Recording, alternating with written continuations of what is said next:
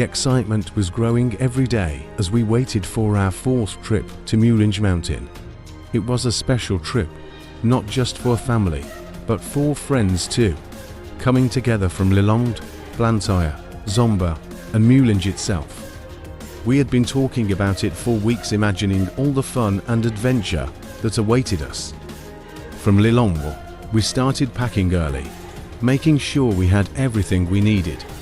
In Blantyre, our friends were already planning the meals we'd enjoy together, imagining us gathered around a fire after a long day of hiking. Zomba had us dreaming of cool breezes, like the ones we felt during our last visit to the mountain. And down in Mulanje, our friends at the base of the mountain told us how green and beautiful everything looked this year. We couldn't wait to see it for ourselves. Even though this was our fourth trip, it felt brand new. We imagined the tall trees, the sound of waterfalls, and the feeling of fresh mountain air. Would we find new paths we hadn't seen before? Or maybe discover a secret spot where we could all sit and enjoy the view? The mountain always had surprises in store for us.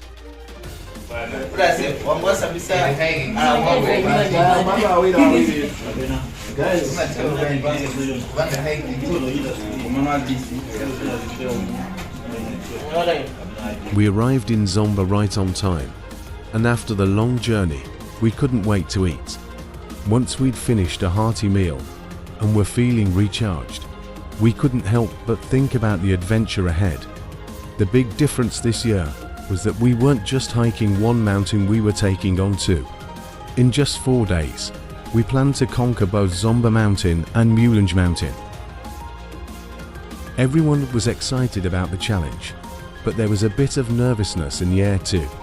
Some of us joked that we might not even make it to Mulanje after Zomba's warm-up.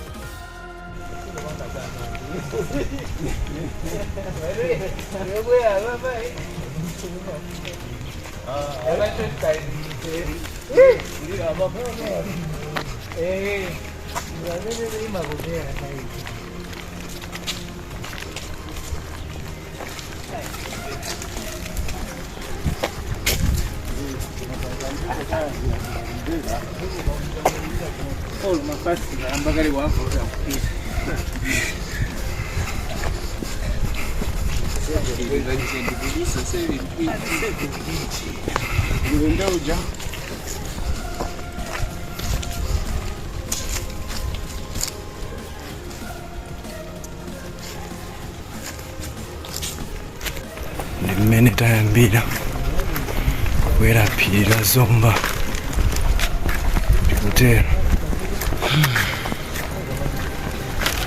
The idea of climbing to mountains back to back had a few of us quietly worried, and you could see it on their faces. Would we have enough energy? Could we push through? But despite the doubts, the excitement of the adventure kept everyone going, even those secretly thinking they'd be crawling up Mulanje.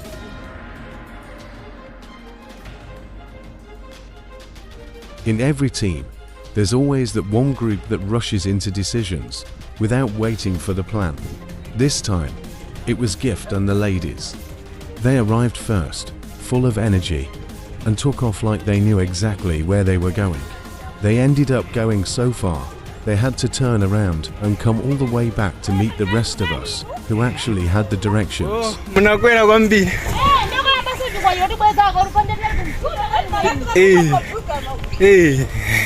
The funniest thing about Zomba, though, is that you can climb the mountain using the road. But is that really climbing, or just cheating with extra steps?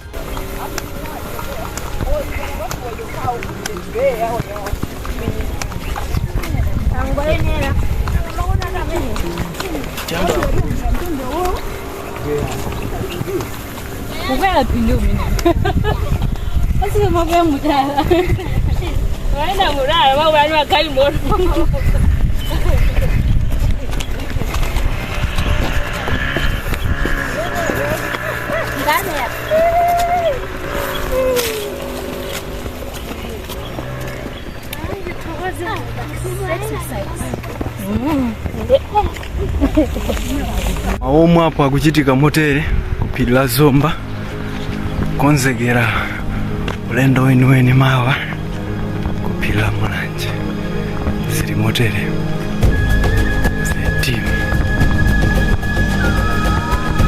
See you again. Ndi mmene zikuyendera. Hello.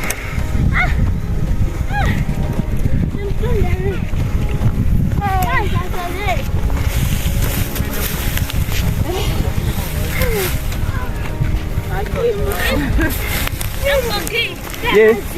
Kuna maji? Oguma? Usama bwiri yo. Isi ubezi.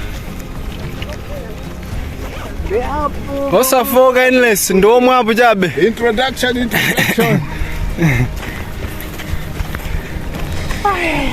Phileni leni liliko mawa. Ogai we.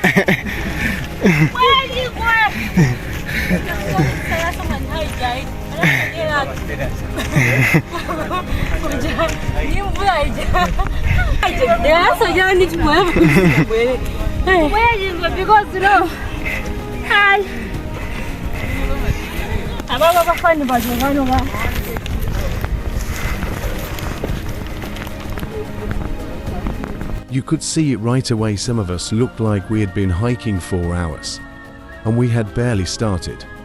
People were already drenched in sweat, breathing heavily, and turning red in the face, and we had not even hit the steep part of the mountain yet. But as a team, we kept cheering each other on, especially those who looked like they might just give up right there. Every few steps, someone would shout, "Come on, everyone. We cannot quit now. We have not even made it past the welcome sign."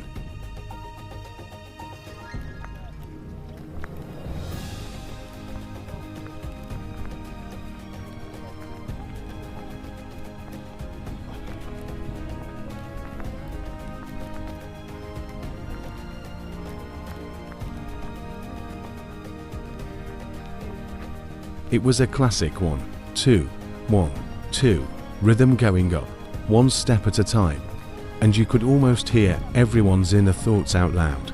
Why am I even here? What was I thinking? Is there something wrong with me? But then, just as they looked ready to turn back, you'd see them nod to themselves like, "Anyway, I wanted this, so here we go." And up they went, like confused mountain warriors, pushing through an identity crisis.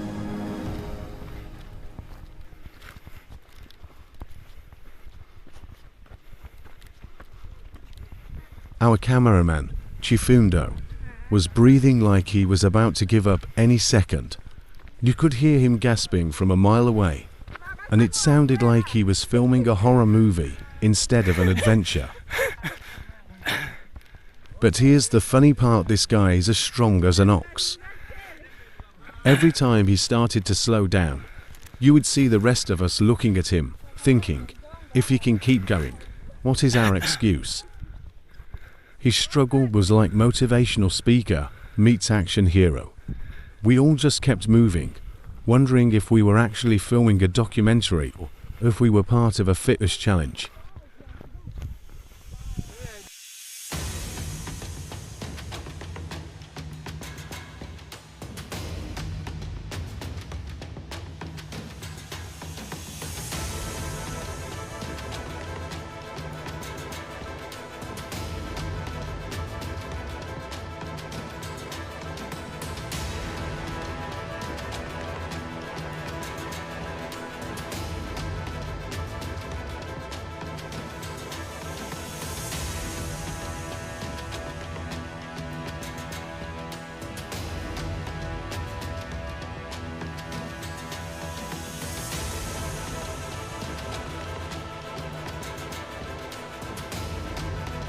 Here we are, finally on top of Zomba Mountain.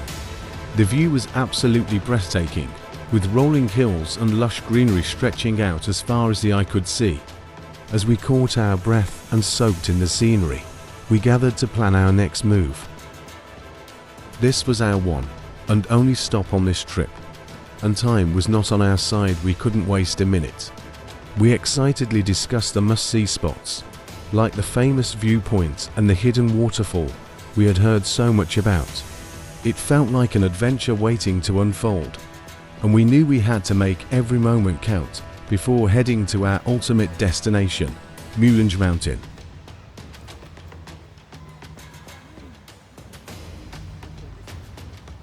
After taking a short break to catch our breath and enjoy the view, we started our mission to reach our first and only destination on Zomba Mountain. With time ticking, we knew we had to make this stop count. The group gathered up, ready to see as much as we could before heading back down and getting ready for the next big climb.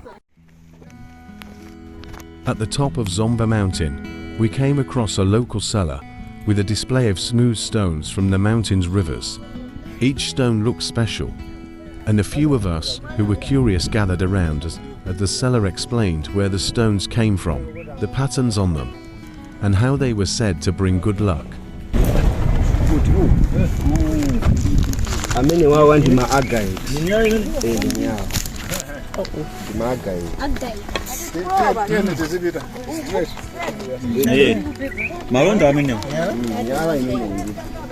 He made each stone sound like it was a little treasure. But, sadly, even though we listened with interest, none of us ended up buying a stone. We left them there, maybe wondering if we should have taken a little piece of Zomba Mountain home with us after all. The hikers at William Falls taking their lunch after 2 hours of hiking to the place. Our final destination was William Falls, a hidden gem of Zomba Mountain. The sound of rushing water greeted us as we approached, and we could see the beautiful, small waterfalls cascading down the rocks. It was peaceful yet powerful, and the fresh mountain air mixed with the mist from the falls made it feel like we were standing in a different world. This was the perfect spot to end our time on Zomba Mountain, taking in one last view.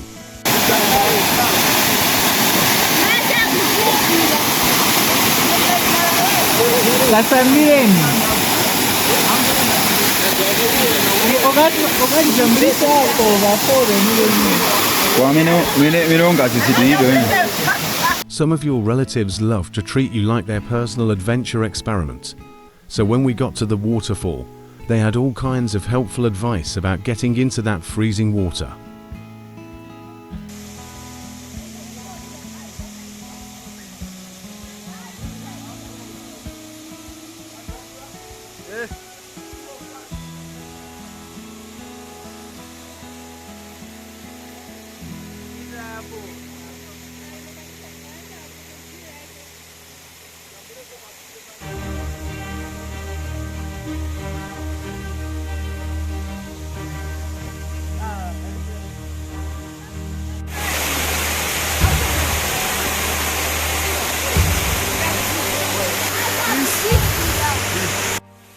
Around the waterfall, you could see everyone snapping photos and recording videos, capturing every angle of the falls.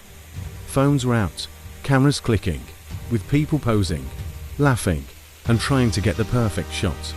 Some were even inching closer to the water, hoping to catch the mist in their videos.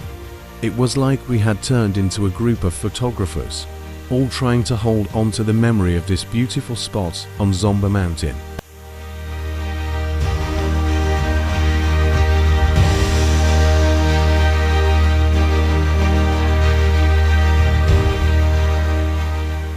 Now it was time to head back down, and this was the final test to see who was truly ready for the next big hike. Zomba Mountain was our judge, and we all knew the real decision couldn't be made here at the top. Going down might sound easy, but it takes just as much energy and a good sense of balance. Step by step, we carefully made our way, knowing that anyone who reached the bottom still smiling was definitely prepared for the climb up Mulanje. As the sun dipped below the horizon, we finally made it down Zomba Mountain.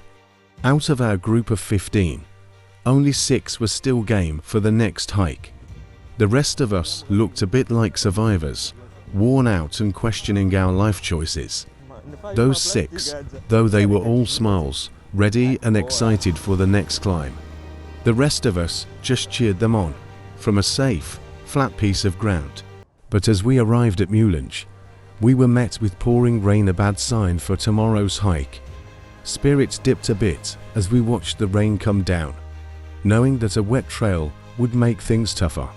Here's Harold, the guy who took one look at the rain and immediately had second thoughts.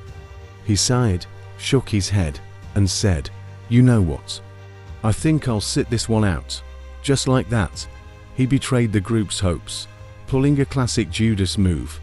But the funny thing is, even though Harold was ready to ditch the hike, he was determined not to leave his share of the food behind.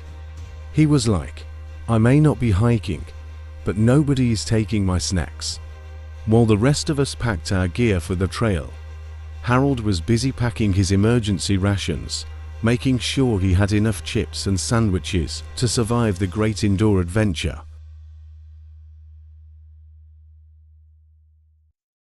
Diversionage. The mountain is covered in clouds and raining. We can't do otherwise but to wait. You can't even see the mountain. We're not going.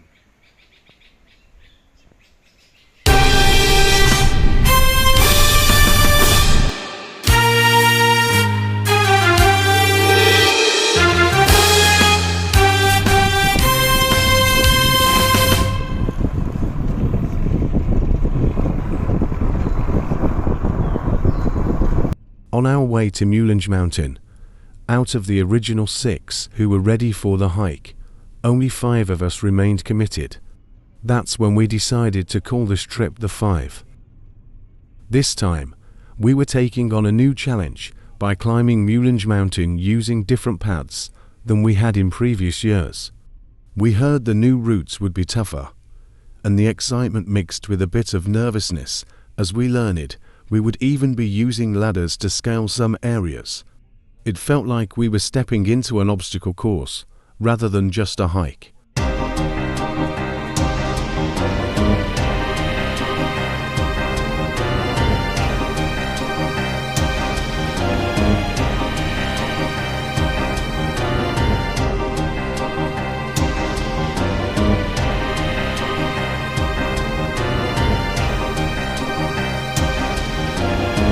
As the rain changed our plans for the next day, we decided to take a detour and go visit our grandmother instead. The weather was still a bit gloomy, with clouds hanging low, but the forests felt alive around us. The good thing about these lush forests is that they create a perfect environment for rain. The thick foliage helps to capture every drop, making it easy for the rain to fall here. It was almost like the trees were saying, "Bring it on."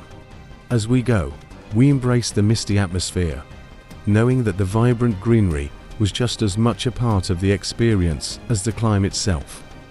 Plus, a visit to Grandma always meant warm hugs and delicious food, something we all needed after a day of battling the rain.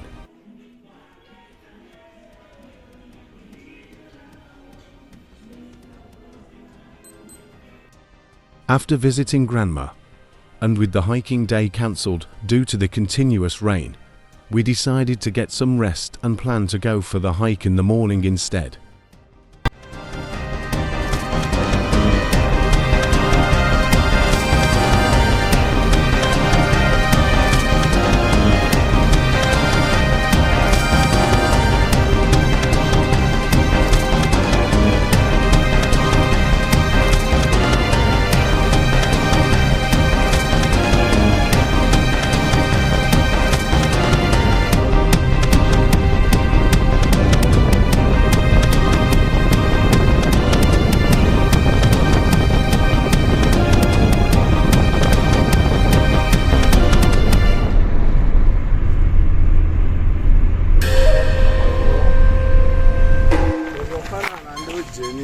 Mulunguzi. Uzali masection awili mulunguzi.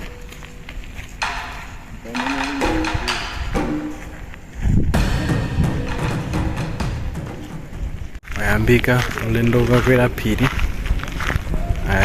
mukati mwa Lujeli Tea Estate kusapeza damu lomwe ndi limene likuloona kutsogolo kwathu. Phiri ndi limene lili kanseri lipitirira kuchimbikanso ndi mitengo. Tikuyenda motere pa ulendo ambapo ndithu.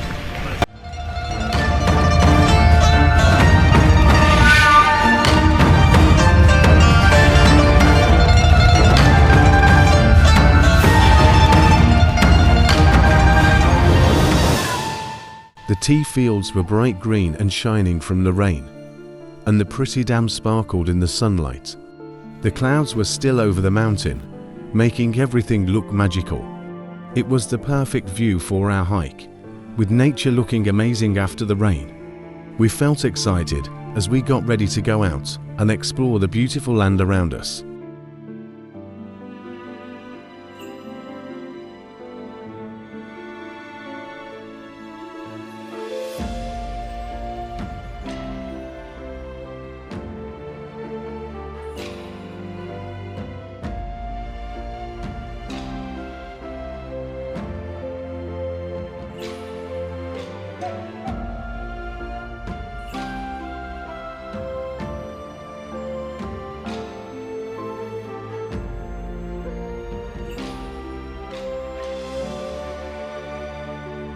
No lie, on our way to get the guide, we felt excited, even though the trip was long. But nature and other things along the way kept surprising us. We saw beautiful flowers, tall trees, and even a few colorful birds flying by. Each new sight made the journey feel shorter and more fun. It was hard to feel tired when there was so much beauty around us.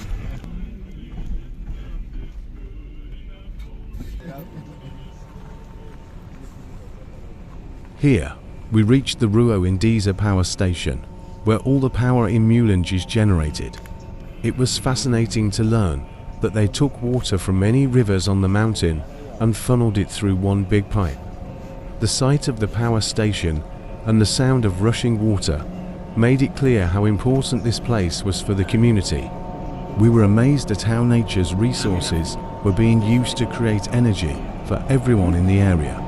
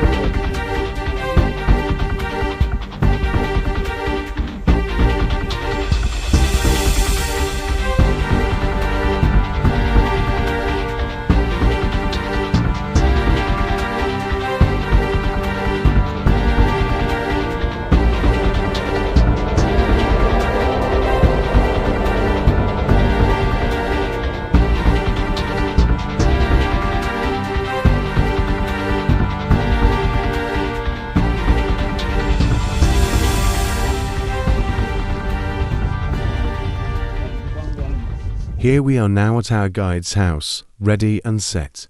This is where the real journey begins, the journey to conquer Mulanje Mountain.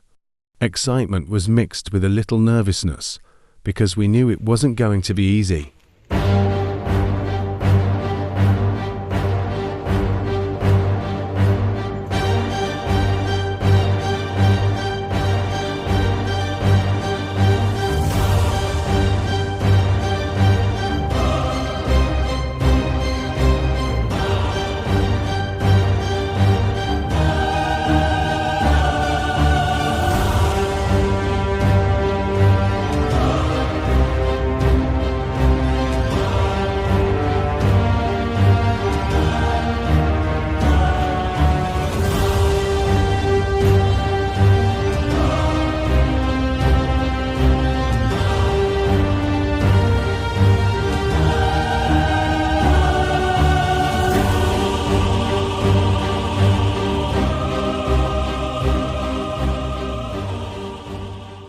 As we geared up and took those first steps, we could already feel the challenge ahead.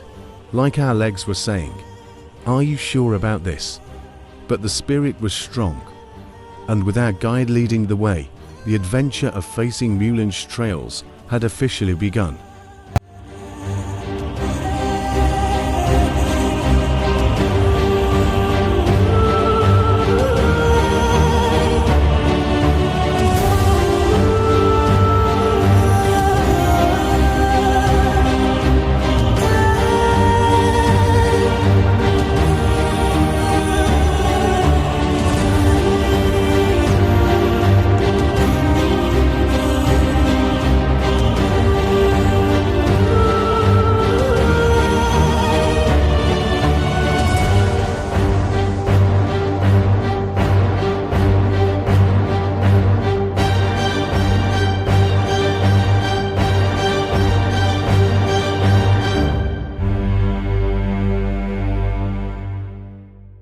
Tatenga diversion tikupita ku Mbiyapu. Kumbiyapu kumeneko kuliso nkhani zake zomwe zimachitika kalekale. Tikamva bwinobwino akutifotokozera kuti kumachitika zinthu zotani. Ano kuti munthu matha kuponya mbedza ndikuona nsomba iyo ndithu ndikuwedza ndikutulutsa ndikupeza ndi mwana ndithu wa munthu. Ndimene zimachitikira kumeneko. Makanga twafika pa town chitika zosiyana siyana, so tikazionera komweko tikafika mano sewake ndomene uwu tikhala tikupitiriza motere. Apa ndi mmene tikufikira, tikuoneka motere ndipo uku ndi pomwe anadutsa madzi. Simungaone kuti zikuyenda bwanji kumano ndi kumalo kwina kwake kusangalatsa. Kupitirira kufika ku Mbiyapu, ngati mukuonetsetsa oneka ngati kuli mphanga kutsogoloko. Ndikhulupirira dzina loti Mbiyapu likuchokera pamene phanga lomwe tikhale tukaliona kumenekoko. Motero tili motere tikuyenda motere.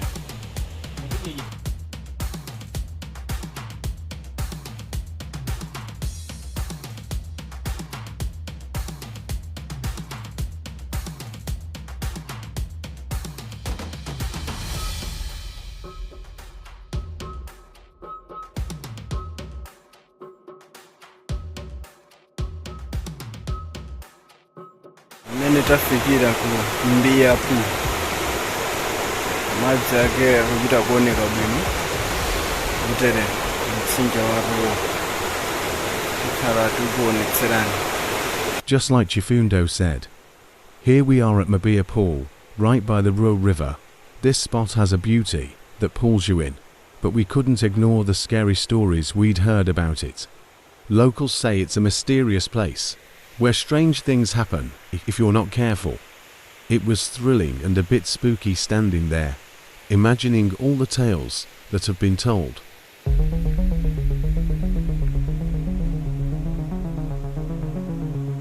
With a mix of excitement and a bit of chill in the air, we knew this was a place to treat with respect as we continued our journey up Mulanje.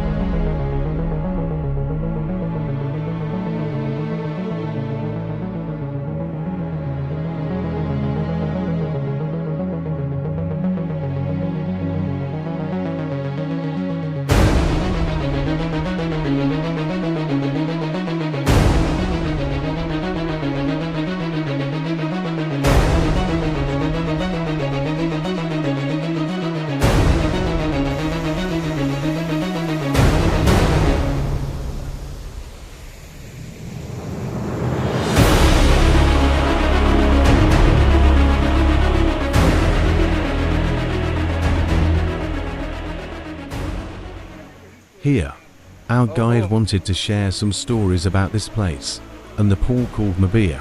We all gathered around, quiet and curious, ready to hear what he had to say. His voice dropped a little as he looked around, and we could tell this place had a history. With everyone paying close attention, we waited to find out more about the mysteries of Mabia Pool.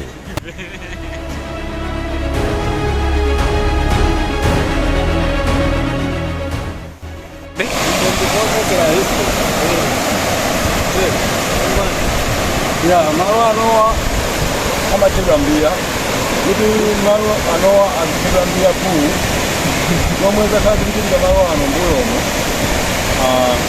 zonena kuti makolo athu amatiuza kuti akamadusa chifukwa kale ndi kalero musumuza mumlalesero umene makolo amadusa nawo kumunda kukalima ndiye kuti akamadusa malo ano amapeza materala ngati mene timaziwa amasoka madresi zovala za anthu musumu neno kati kuti akudusa ukangoona materala akudusa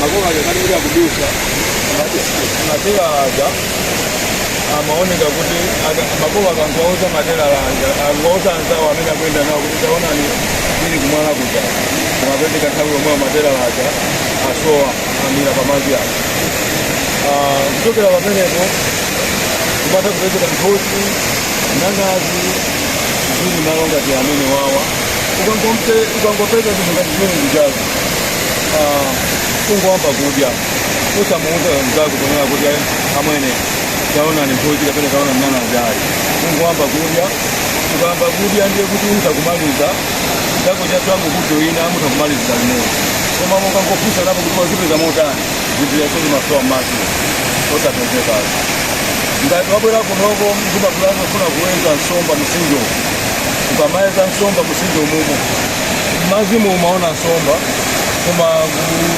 kuchokola ngati mbeza yagwiridwa ndi nsomba kubwera kuja kuno maona mbeza yako kuli mwana ukangomuza mwana wa munthu zikuoneka kuti ndapha mwana yabwera nuzandionese mwana uja masowa m'mazimu osaonekaso amakati uka kumusuko 100 meters ngongono magazi kapena sisi la mwanayo basi zimene zikakhala zimachitika malo ano mboti zimakhumudwitsa ambiri amaopa kubwera kumene kuchikwa zimenezi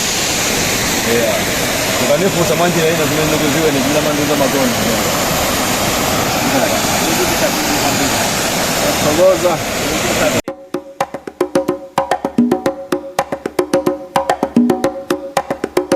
Our guide explained that in the past, people heading to their farms would sometimes encounter professional tailors, actual people sitting by the pool, sewing clothes.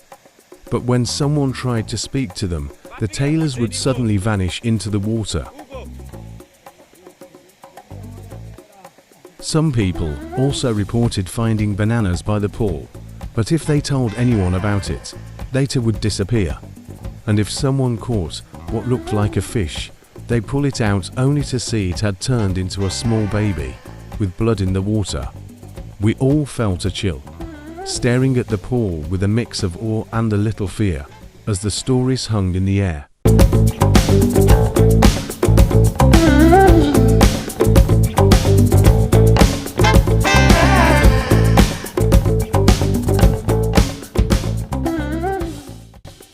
Apapa diversion ija yatha tikubwereraso kuti yathu kupita kukadutsa kumalo komwe timadutsa pamakwerero malo enaso ovuta kwambiri kukwera kuphiri la Mulanje ndi mmene tikuyendera mu tsiku la lero.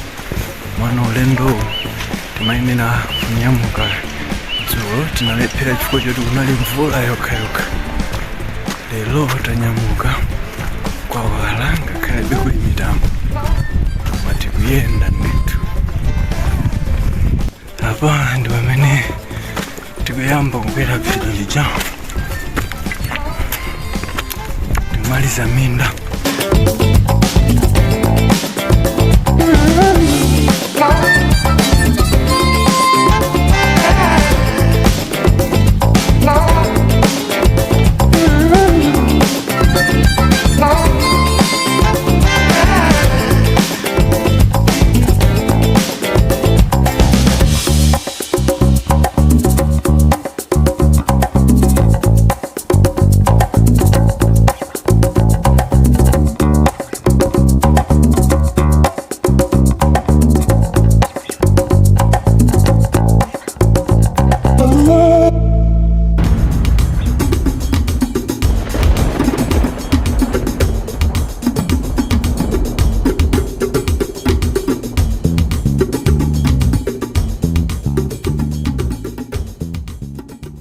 No lie, this trail felt like the longest and most boring one ever. We just kept going up and up. Yet we hadn't even hit the starting point of the real climb. It was like an endless uphill battle. Not quite the beginning we'd expected, but a tough path that tested every step. Each time we thought we were close, the trail just stretched on, making it hard to catch our breath. It felt like Mulanje was already giving us a taste of what was to come, and it was no easy start. On trails like these, our lungs were really put to the test. Climbing steadily uphill over a long distance makes our bodies work harder to get enough oxygen, especially since the higher we went, the thinner the air got. Our lungs had to expand with each breath, pulling in as much air as possible to keep us moving. The climb also used a lot of energy, so our muscles needed even more oxygen. Without enough, lactic acid would build up, causing that heavy, burning feeling in our legs. We quickly learned the importance of steady breathing. Deep, controlled breaths helped our lungs supply the oxygen our bodies needed to keep going. It was a real reminder that trails like this challenge more than just our legs, they push our lungs and entire bodies to their limits. Limene tikuyendera utsiku lero Mulanje Mountain. Tikuchita moteremu kundiza route maseka. Posachedwa tiyamba kukwera makwerero. Tatsala pang'ono kuti tifike pa makwerero. Limene zikuyendera lero. The most dangerous thing on this trail is running into biting ants like these, especially when you're already worn out and barely holding it together. Imagine just when tiredness has you struggling, a line of fierce, biting ants appears, ready to make things worse. Luckily, we spotted them just in time and managed to avoid stepping on them. It was a close call that reminded us to stay sharp on the trail, no matter how tired we were. Okay. Limene tikuyendera mtsiku lero. Tikuyenda motere hiking ndidza route kumakwerero zungulizunguli kumakwerero kuja ndikuno tikutero mtsiku lero. Ndidza route yetu tikhala tikupitirira kukwera motere. Takumana ndili nthumbo kutsogolo kusa kuti liliko limene tikuyendera tsiku la lero. Tikutero limene zikukhalira tsiku la lero. Tikuyenda moteremu tsiku la lero ndikuzapezanso linthumbo lina pamenepo. Limene zikukhalira tsiku la lero pamenepo.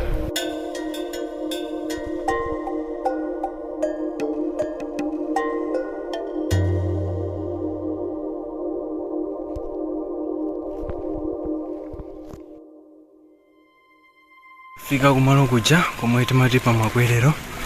Pompano tikhala tikuyamba kukwera. Kulibenso kwina komwe tingadutsire. Komano tikuyenera ndithu kukwera pa makwerero amenewo. Choti ndi mwala okhaokha. Komano ngakhale kamera ikuonetsa mophweka chonchi koma ndi malo atali ovuta. Ndithu tikhala tikukwera pamenepo. Tapeza mtsinje ndimene tikuchitira kumwera ndithu m'madzi m'mene. Ndi agaidi athu akhala kutitsogolera kukwera makwerero amenewa kuti tione kuti zimayenda motani. Awo ndi amene ayamba kukwera ndithu kukwera makwerero amenewa ndekuti ndimene zikuyendera. Ndi awafika pa mtunda ndi pamwala okhaokha poterera ndi pakantsinje ndithu madzi akuyenderera kutseko ndikuyenda motere.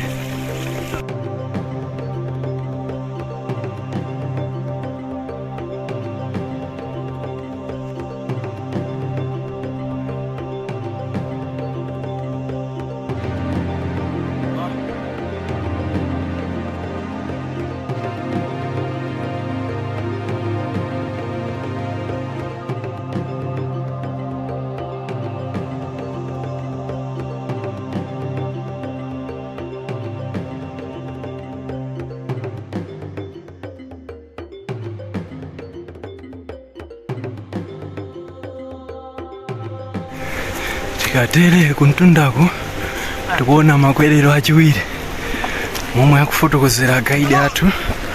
Ulendo tidutsa makwerero osachepera 10 ndikuti tikakwera amenewa tsogolo kuti tikhala tikumana ndi makwerero ena 8 ngati asali 9 amene tikhalenso tikukwera malo ngati omwewa. Ndi mmene tikuyendera mu tsiku lali. Tiyeni ndithu tikwerere limodzi ulendo wa lero. Yeah. Tikukwera motere.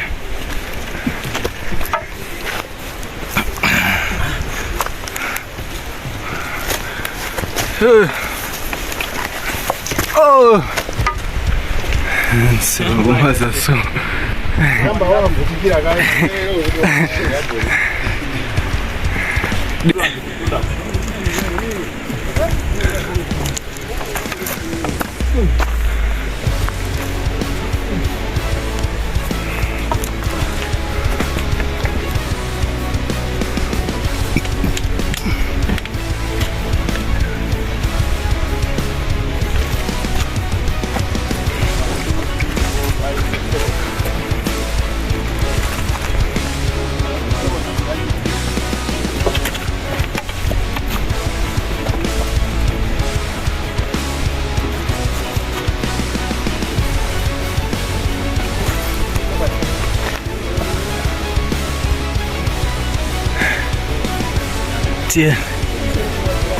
Tiyeni ndithu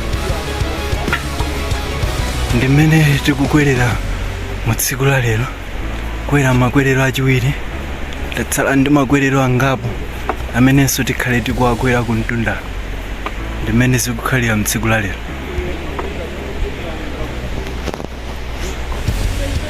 Ndi mmene zikuchitikira tsiku la lero. Ndi mmene nanenso ndiyambe kukwera makwerero amenewa ndithu kuti zonse tikhale tili limodzi. Kwera ndithu makwerero aja. Ndithu makwerero amene makwerero ndithu takwera.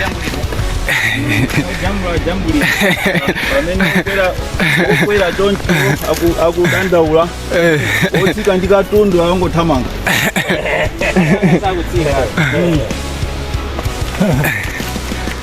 Kumene kunde tikukwera motere tsiku la lero.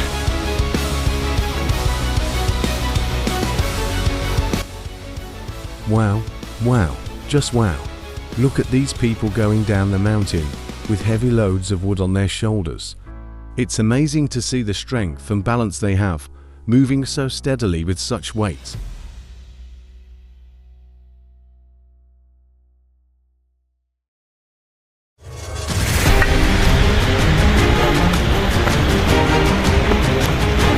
Apa tikukwera makwerero enanso. Makwera ndithu makwerero zikuchitika motere. Nzathu ena akwera kale pamwamba.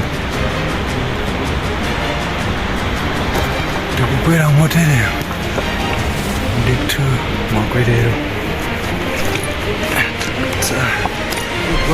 Still going. Still going ndithu. Nzathu tiwefeni pamwambapo. Tiwefeni. Still going. Still going makwerero ena. Ndithu tikupita motere. Still going. Still going. Makwerero enanso.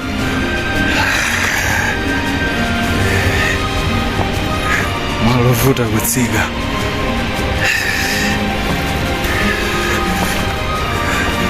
Very tough challenge. Ndodo iyi yapita kusapitwa 2020-2021 machaka chino yaonanso zinthu zina zachilendo. Ndi mmene tikuyendera.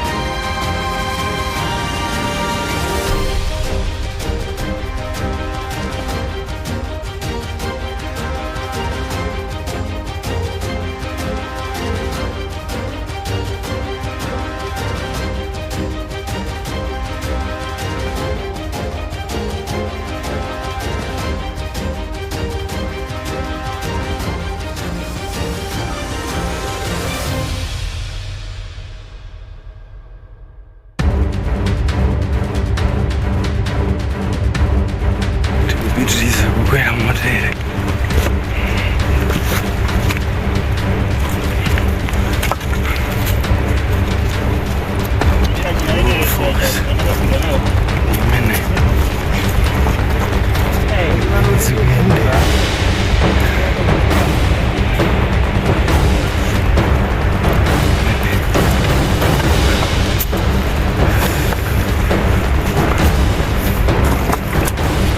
So far tadutsa makwerero 9 apa tikuona swena awiri kutsogoloko amene tikhale tikukwera anzathu ayamba kukwera kale ndi mmene tikuyendera tsiku la lero.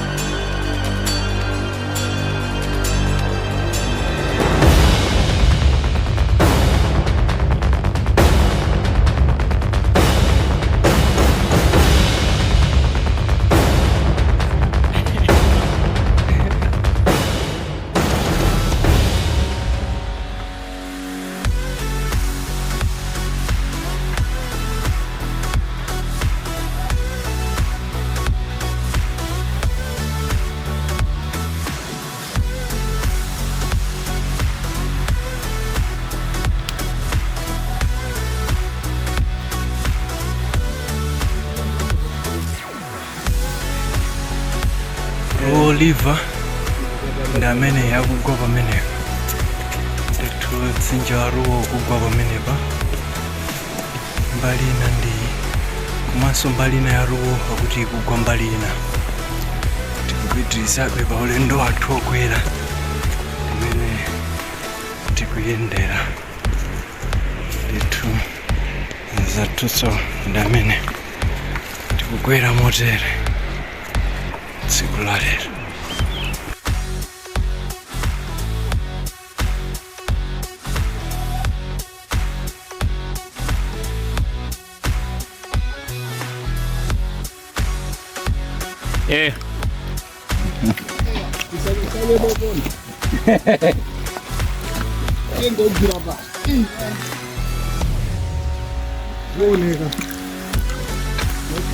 Ndina werenga apo kodi chifundo tawerenga alipo angati mufunda iwala.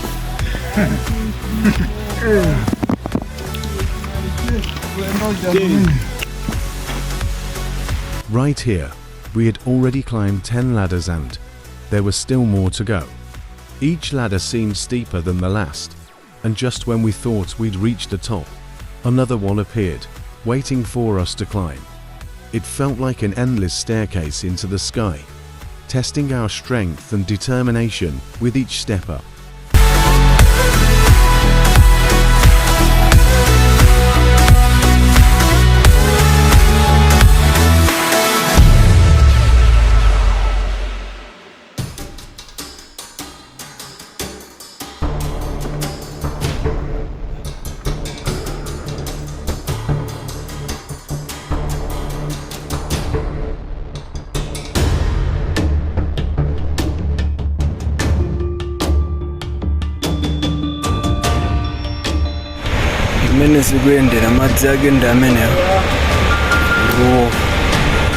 If you're feeling a bit nervous, you might want to look twice before peeking over where the river falls are.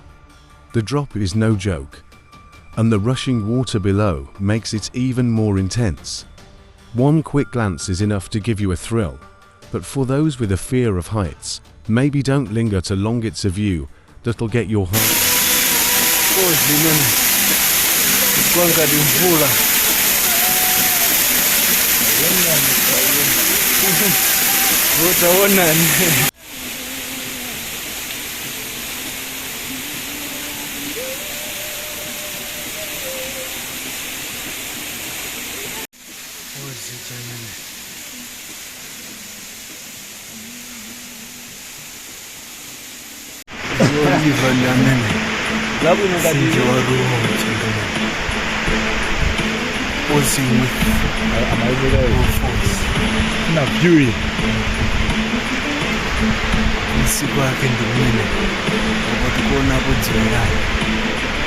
Ruo Falls, Magwero Antinde Waruo, Mene Tinde Waruo, Miamira.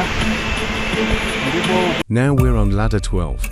Each one feels like a new level of the challenge, and this climb just keeps going. Every rung takes us higher, but we're starting to wonder just how many more there are. Still, step by step, we keep pushing up, determined to make it to the top.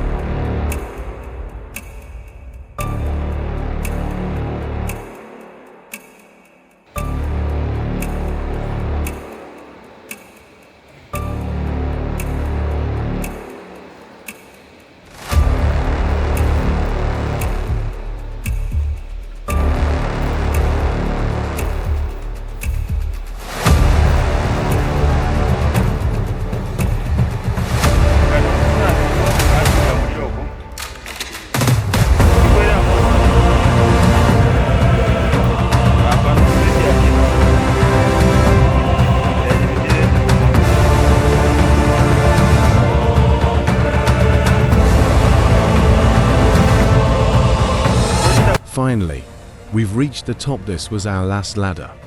Climbing that last one felt like a huge victory.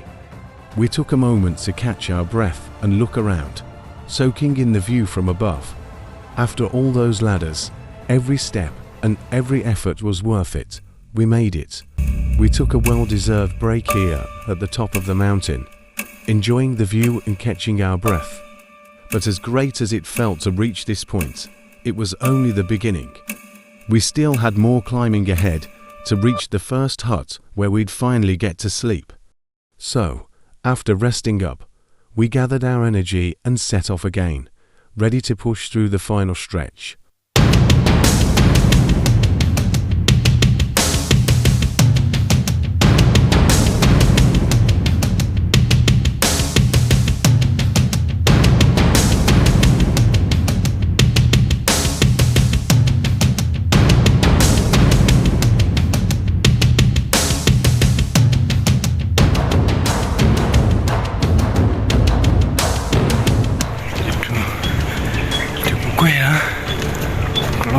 Jango ndimene tikuyendera mtsiku layi.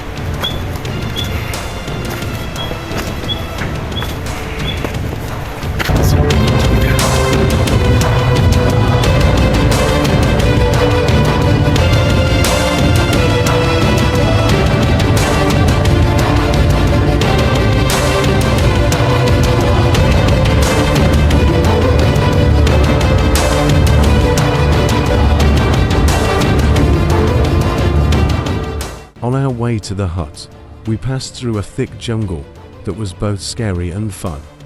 The trees were tall and close together, with green moss covering stones and branches all around us. It felt like stepping into another world, where everything was alive and vibrant. The path was mysterious, almost like the forest was watching us, but the thrill of it kept us moving forward, enjoying every wild, green step.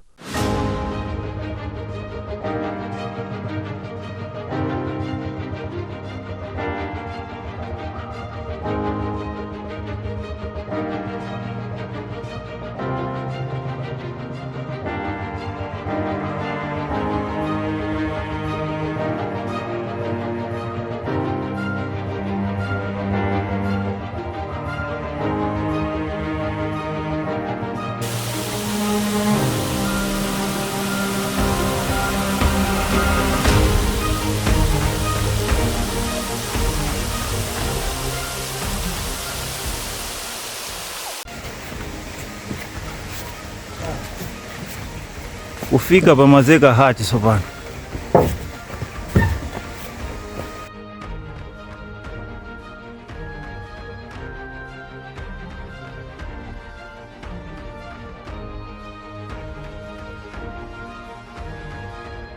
We can't forget our one and only fruit, Kanda Kuku.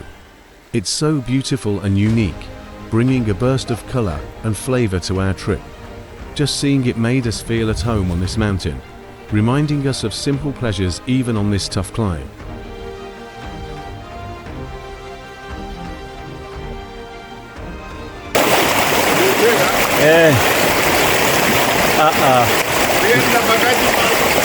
Ruoye nseuja udusa pakati pa myendo.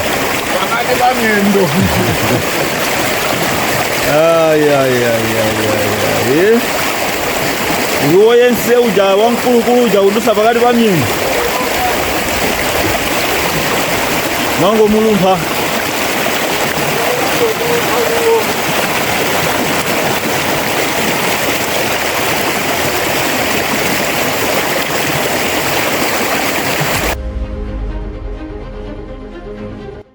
Before settling in to rest, we split up to explore spots around the hut.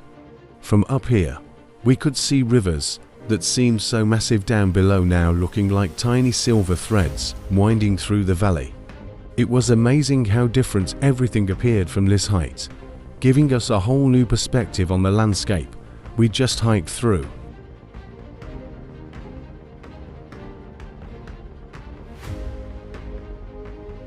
Mombolo wanga tuatu lantima wanga nilure pali bendi manga titu muga walira inedi mucho tezon sezon Zobi sanko beyanuyo mozaze tumte mangawo nikunika kwanuko mazulo anomkaletu pafupindine Yesuni nisana gone tulata nilingalila hinuri kapena wina lelali wasochelela njirai ya inumbu yemwezetu mupulu mutse inebi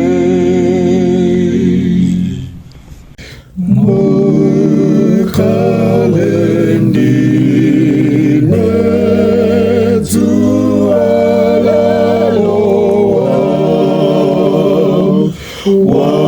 wagwa usiku wenziwe soa nivibewina ongitandiza wampamvu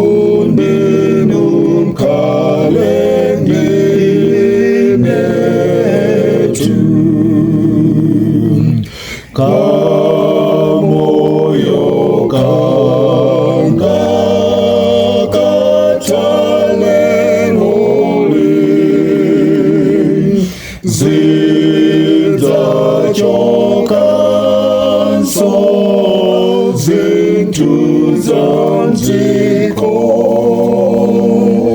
zimasintika zonekazo simu senti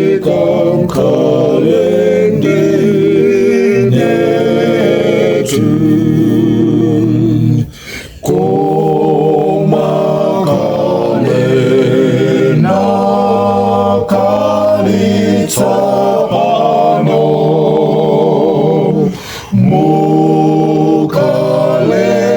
mukalendine musachokenso simpempa kuti mbuye mutsotse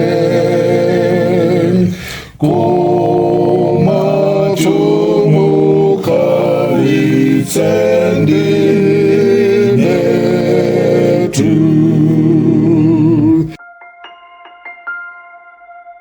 That night, we gathered around and sang before heading to bed.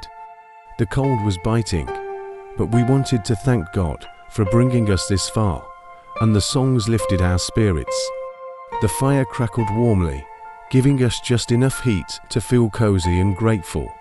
It was a moment of togetherness and joy, with our voices echoing softly in the mountain air, warming us from the inside out.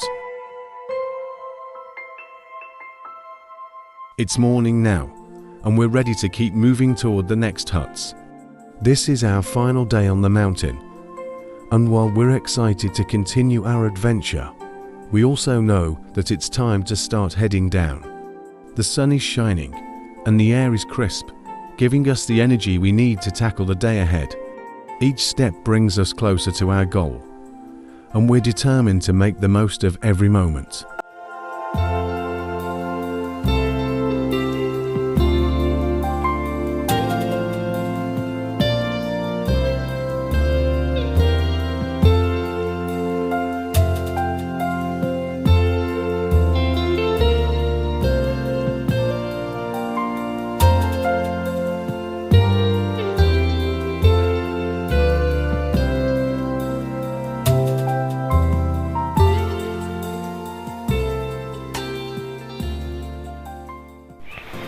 Tsetsereka motere pitirira ndi ulendo wathu kati kuyenda kumakakwera kutsetsereka imene tikuyendera mtsiku la lero kupitiriza ndi ulendo wathu tikuyenda motere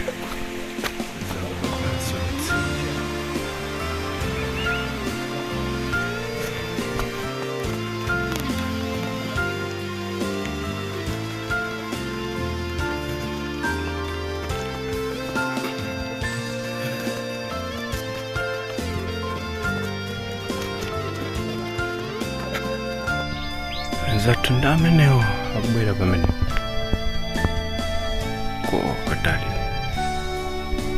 nanditu wabisika ndi kuseri kwa mwala.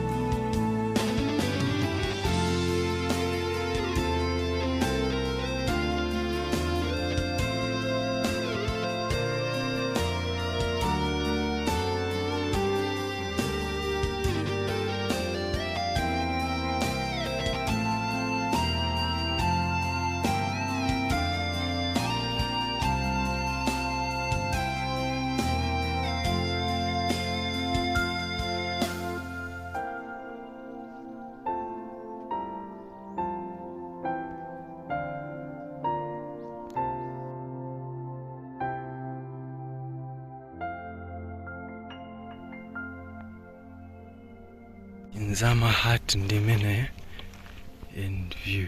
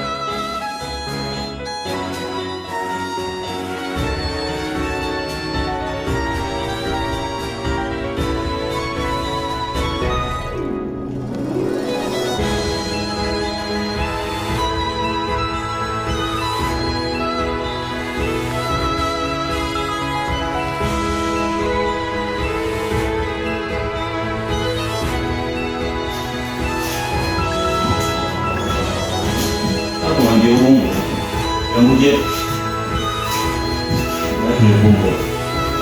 Mana lagi jadi uje.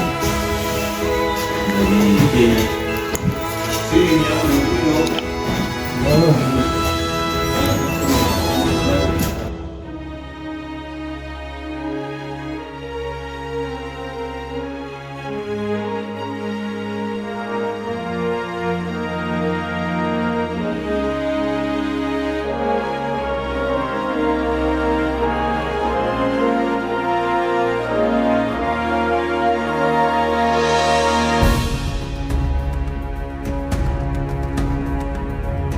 Here we are at Chinzama Hut, ready to take a well-deserved break and cook up whatever food we have left for the journey. While some of us got busy around the fire, preparing a meal, others wandered off to take in the breathtaking view. From this spot, you could see the landscape stretching out below us, with layers of green valleys and distant peaks. It was the perfect blend of rest and adventure, as everyone soaked in the moment in their own way.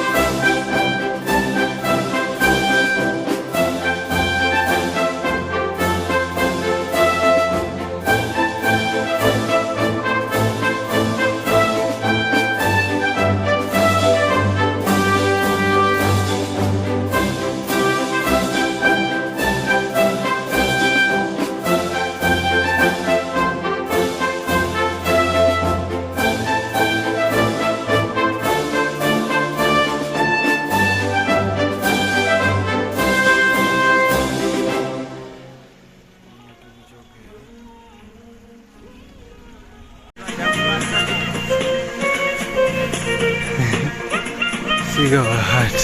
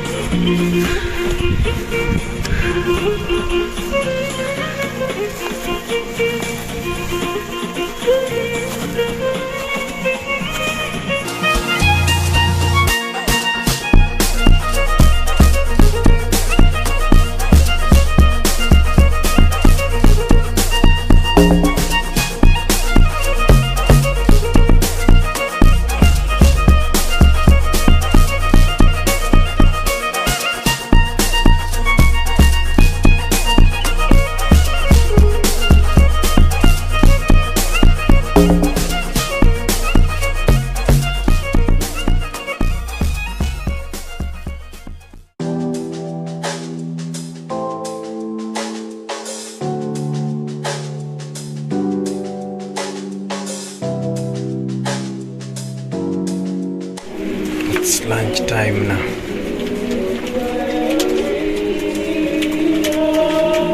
After having our lunch, it was finally time to say goodbye to Mulanje Mountain. We packed up and started the descent, heading down one of the steepest and longest paths. This route was known to be the second hardest, and we could feel it right away. Each step required focus and balance. The path seemed endless, twisting down through sharp slopes and rocky trails. It was tough, but the thought of completing this incredible journey kept us moving, one step at a time.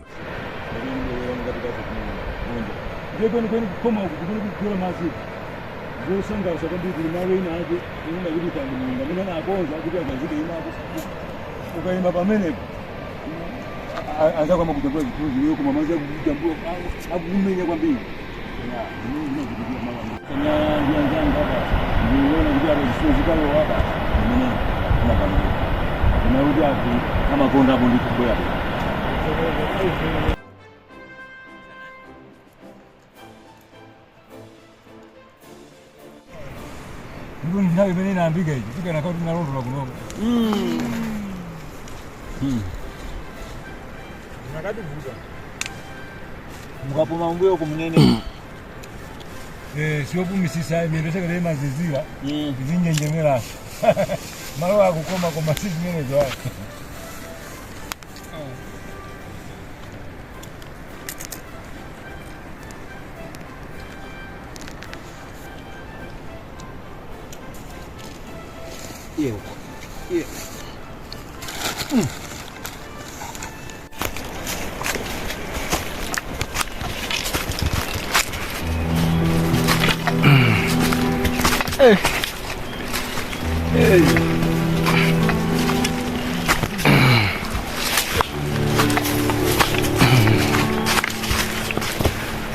Hojera apena pa. Kama kumira bana aga au kusema muno.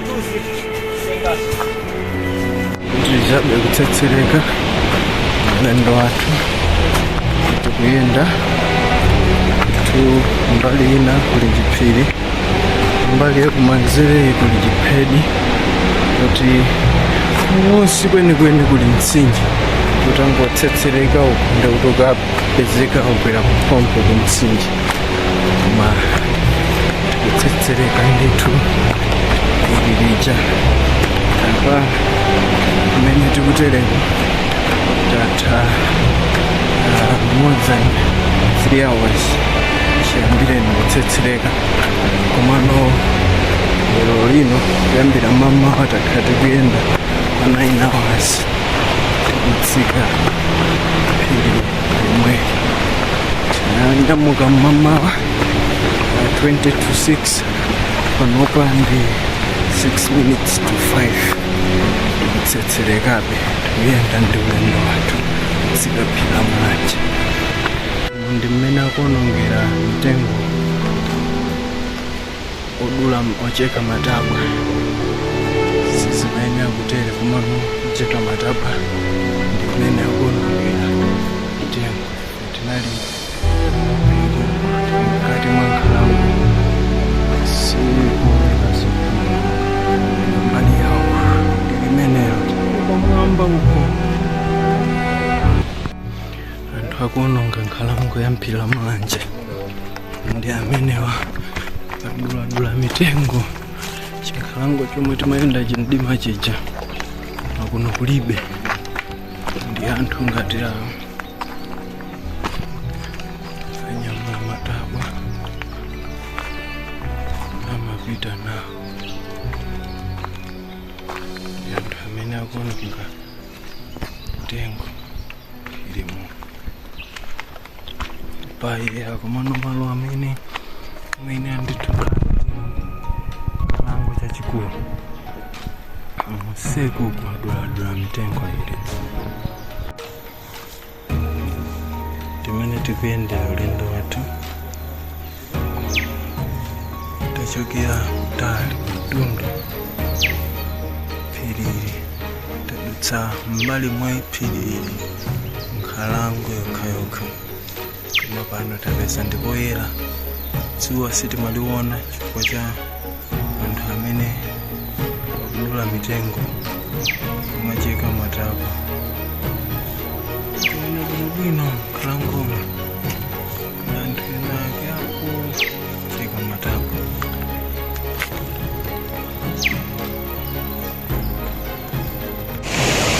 Tafika pa damu mtsinje wa Lulu omwe akutenga madzi.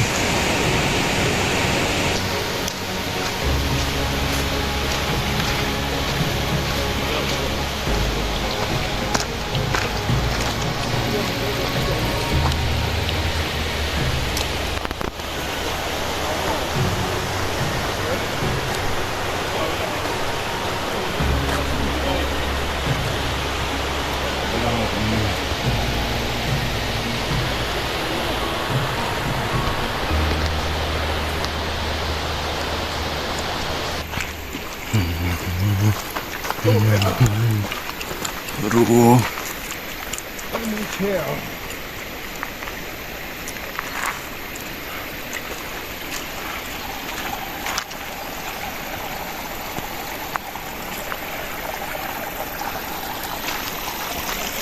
Tukujokera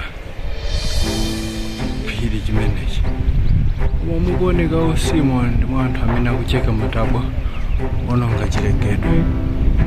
Tidali ku chiphiri chimenechi moti tatsetsereka kuchokera miyala imene tatsetserekabe ulendo wathu. It was tough trying to take videos in some areas because we were so tired. We did our best to capture the moments, but the steep, rocky path demanded our full attention. Finally, after a full day of trekking, we made it down, starting early in the morning and finally arriving in the evening, just as the sky turned dark, made the journey feel even more rewarding. We were exhausted, but the thrill of completing the hike kept us smiling all the way. Remember, we started as a group of 16, yet only 5 of us made it to Mulanje Mountain. This journey taught us a powerful lesson about life. No matter how tough things get, whether it's the situation, the weather, or the storms you face, if you truly want something, go for it, and you'll make it. Determination, resilience, and pushing through those obstacles are what carry you to the finish line.